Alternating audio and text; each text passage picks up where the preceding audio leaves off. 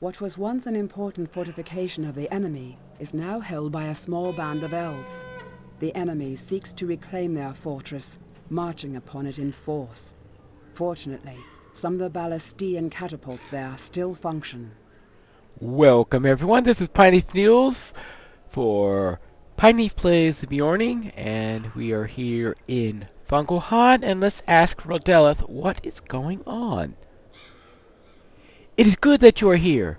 The others stationed here are all out on patrol, and I fear the enemy is stirring. Alright, so what do? They will come at us from the south. We have a couple of the ballistae repaired and functional. We have marked the ground where the ballistae will hit when fired. Make sure your timing is on. This fort is an important frontline position for our battle against Thangúlhad. Good luck. So I'm to operate the siege engines. Alright, of course there's more to it than operating siege engines. But this is one of my favorite skirmishes. It gets a little bit of fun being able to play with the ballista and pound upon the enemy here. And whap! And after that's done, we meet them in solo runs. And generally in 2 or 3 player ones, you only get one shot there. In group runs, you often have one person stay inside against the engines, everybody outside fights the group in the circle.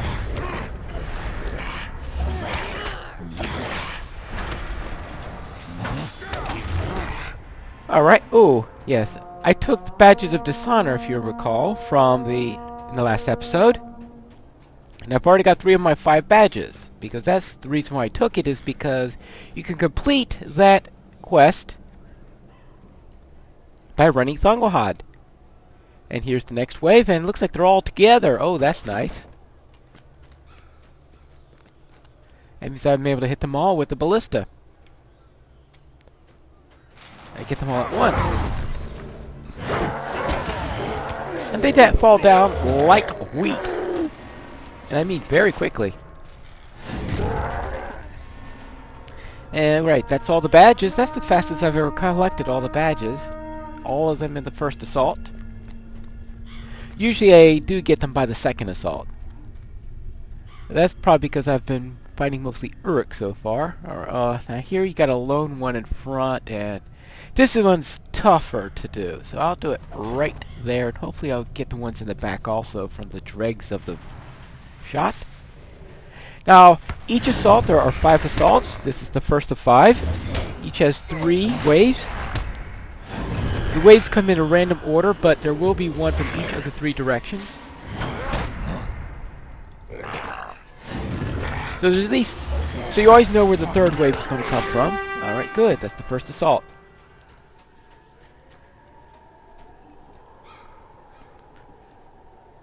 And I like to wait here between assaults because I know that I have plenty of time to get to whichever ballista I want to get to. Now, let's see, what do we have here? La la la la. Okay, central ballista. And we wait, so they come down from this direction. They come down from this direction when it's from the west ballista.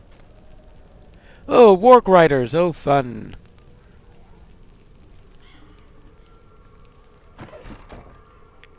Now this skirmish is unusual in that it is the only skirmish where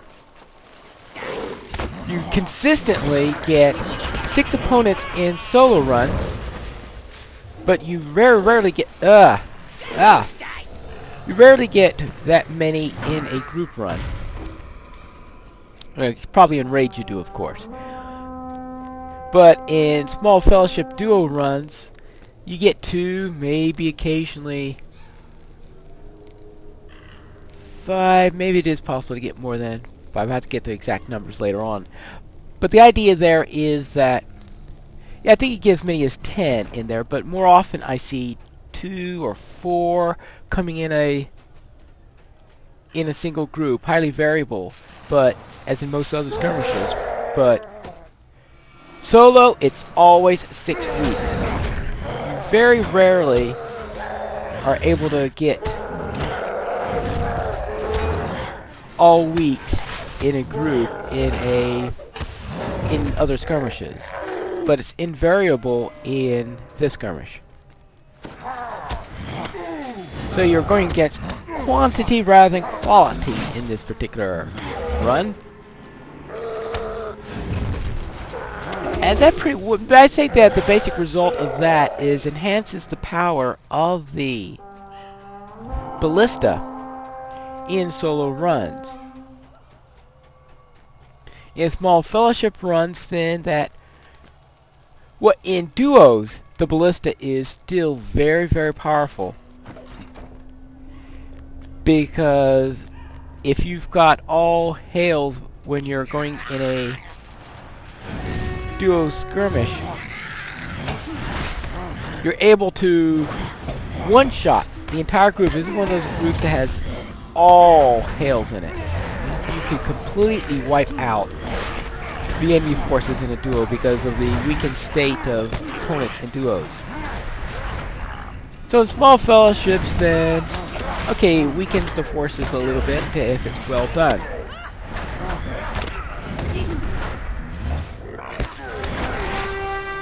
Oh, the warg. Oh, this is probably the worst of all of the encounters that you can get. In that it's way outside. If you miss it, tough luck. So what I do is I just grab its attention. Now, normally I would try to get back inside in time, but there's no way I'm going to get inside in time. So what I'm going to do is I am going to meet the enemy here.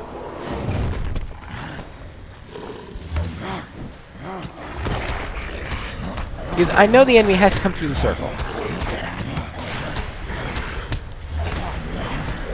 Oh!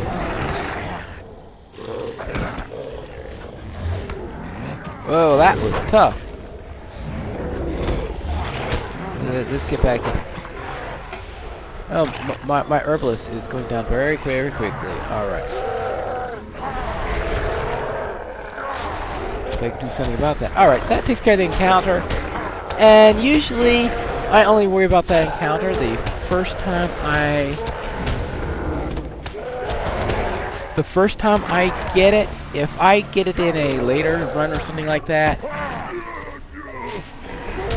I don't generally worry about that skirmish around that encounter all that much, because it's a very risky one to do.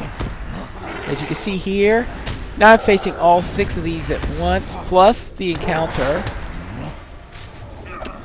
Alright, let's see if I can get him inside.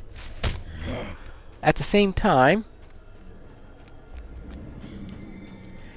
they're not in the weakened state that you could put them in by using the ballistae.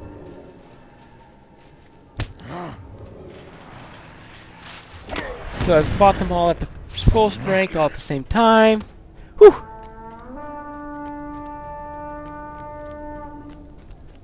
But I got through that. But now if you're in a group, then it's a little bit easier. Then you can assign someone to go and grab them and bring them into the rest. There I had to choose the lieutenant and bash the lieutenant, but everybody else is going to get in without any trouble. So, and thank goodness it's a pale trapper instead of a shepherd of filth. A shepherd of filth would have been very inconvenient at that point. Good. Alright, let's... I mean, that's a... If you're in this skirmish, then doing this skill should be very useful. Hitting the wrong opponent is very non-useful. There we go. Whew.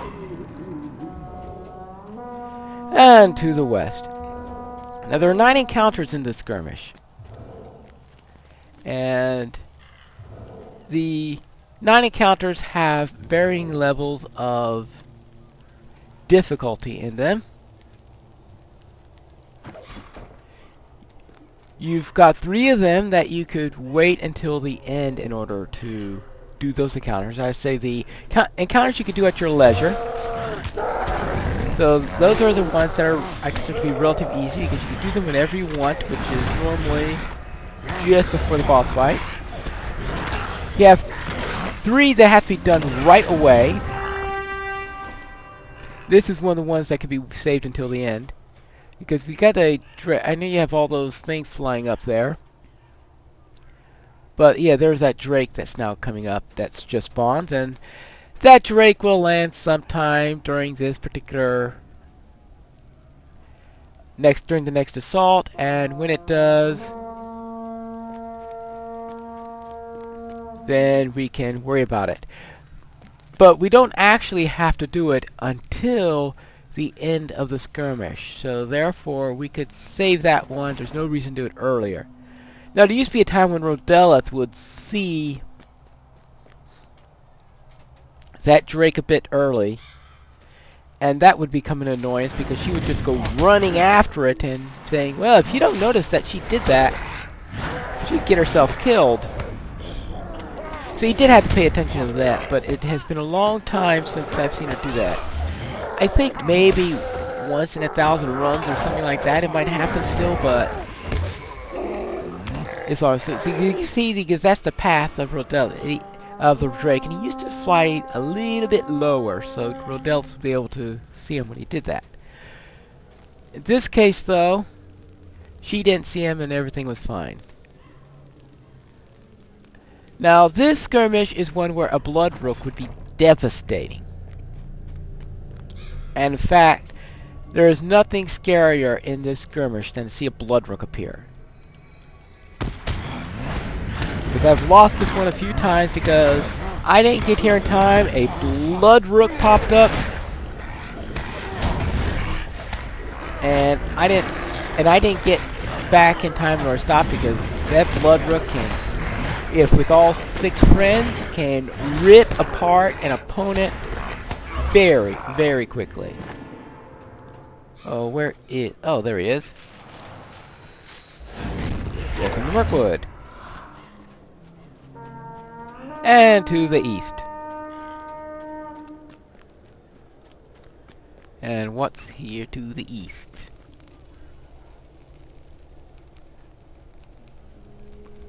Alright, now let's talk about the types you have. You have the 3 you can do at your leisure, such as the Drake we got. 3 of them that must be done immediately, like the Warg. In fact, I think the Warg is the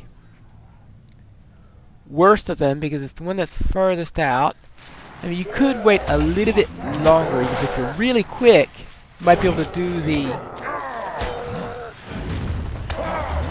You might be able to handle the first wave, take the first wave, maybe blast them a bit, run out, meet them, and then grab the encounter while you're fighting the first wave, hold them all back and find them. Might be a little bit better way of handling it.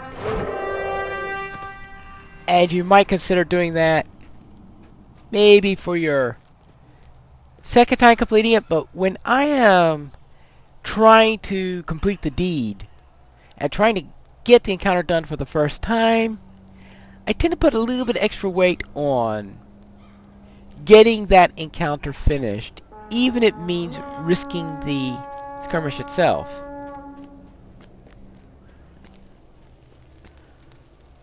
So therefore I took a little bit extra risk, while I might have taken a safer approach if I had already completed the encounter before. Now the third one happens during the third assault. Well, generally third assault at least, where you have opponents that dare you to fire them with a ballista. They challenge you to fire a ballista at them. So it'll happen during the wave where you're going in that particular direction where that counter will come from. He says, I dare you to fire that thing. The ballista would have been just reloaded at that point. So you have to go up, fire the ballista, and if you fire the ballista on time, then they will come. So it's still one with timing. You've got to do it relatively quickly. But it doesn't take you out of doing the ballista or anything like that. Because it'll be after your initial firing. In fact, you're doing a second firing, except, of course, that the only one in there is the person that you're fighting your encounter with. And that is... So there's a timing element, so you can't do it at your leisure, but it's not as bad as the other three. Now this should be the last wave. And if I'm in a group, if there have been a couple of times where I think we're hard pressed, then it's when I'll decide whether or not to do it. If we're hard pressed, then I won't bother firing the ballista. But if everything's going well, then of course I will. Of course, if I'm going for the deed, I definitely will. Now, hard press, I mean, because if you're in a group, you've got a time limit for handling all the mobs. If you don't do it in time, naturally, you will wind up... Right, if you don't do it in time... Alright, there you go. Now... Alright, she says, the leader is approaching, we must be careful. While she's giving her speech, since I've heard it 1,000 times, I'm going to go and take care of the Drake. Now you may be wondering, well, isn't the boss fight going to be starting, since I've already talked to her? Well, yes. Fortunately, in a solo run, that's not going to make a difference. I would not recommend what I'm doing in a group run. In a group run, I suspect it would be best to not talk to her until after you've done any encounters like this. See, look at this. She's still just running up here.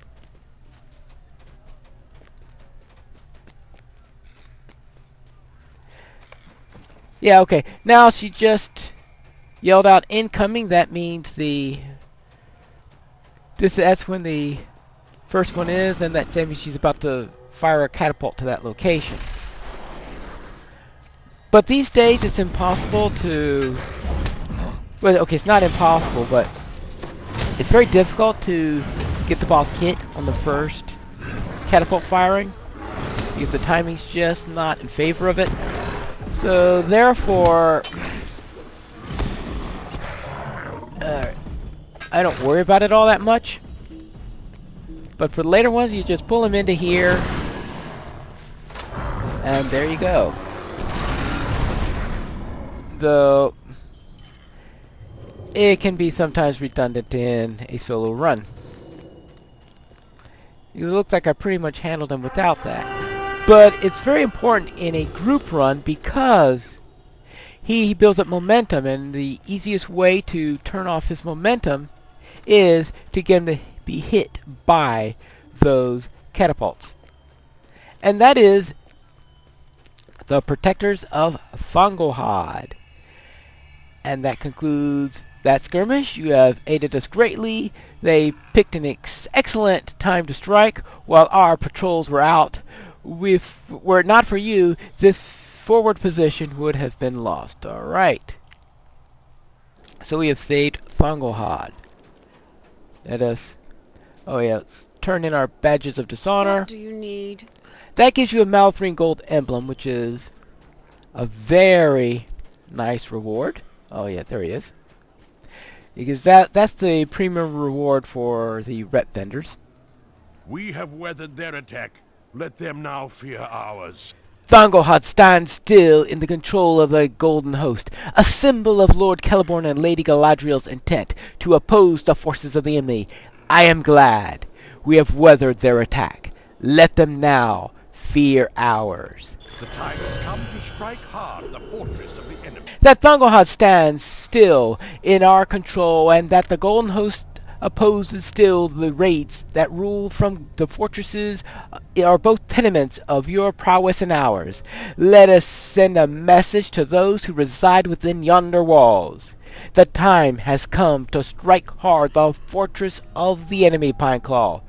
Goldadir has devised a plan to do so, and we have been discussing it. He will tell you the specifics if you inform him that you are willing to fight. So next time, we will speak with Golgandir and start our assault against Dol Guldur in our next episode of Pineleaf Plays The Beorning.